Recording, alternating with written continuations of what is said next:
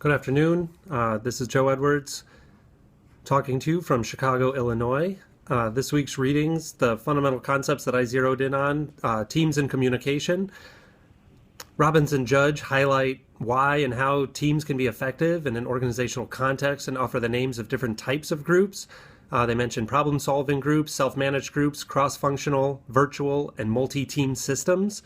These various types of teams each have a specific function and purpose within an organization, and leaders should be strategic in determining which makes the most sense for a given moment or problem to solve. While each of the different types of groups can advance an organizational mission, the teams do require some measure of cohesion in order to maximize their utility. To that end, Early and Mozakowski's research questions hypothesize that people base group attachment on perceived similarities in personal characteristics. Looking specifically through the lens of national identity, Early and Mozakowski concluded that both homogeneous and heterogeneous groups can achieve their team goals, but there is a U-shaped curve of productivity. That is to say that homogeneous groups have more immediate productivity due to their natural cohesion, while heterogeneous groups can still be productive, but it takes a little bit more time to gel as a team. I think it's fair to suggest that one can suppose that same U-shaped curve probably exists for any number of other identities outside of national identity, and so maybe it's good incentive to think consciously about how leaders develop teams. One key component to developing that cohesion, whether it's in a homogeneous or heterogeneous group, is communication. Joe and Shim researched communication to determine favorable incentives to building trusting relationships and found that trusting relationships are key to positive outcomes in group settings. Among their other conclusions, one really stood out to me, specifically the importance of interpersonal relationships in developing trust between management and employees, or in the context of this whole program, leaders and followers.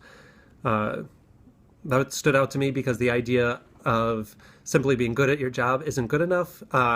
You also have to have a human connection to the people around you in order to feel most productive or to be inspired to be most productive.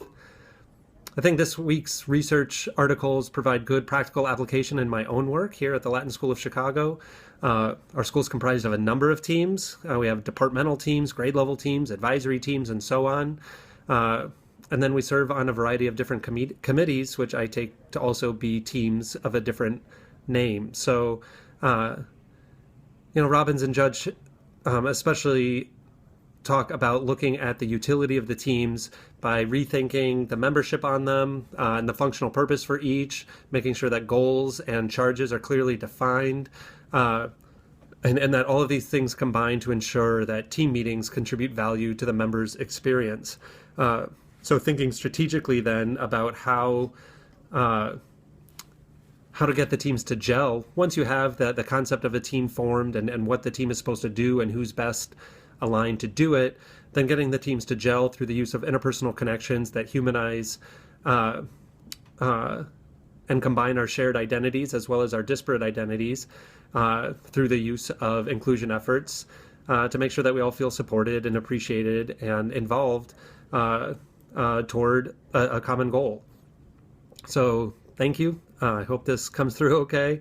Not sure what to do as far as a reference guide. So again, I made use of Robbins and Judge, our class text, as well as the article by Early and Mozakowski about teams and the Joe and Shim article about communication. Thanks. Enjoy the rest of your day. Bye.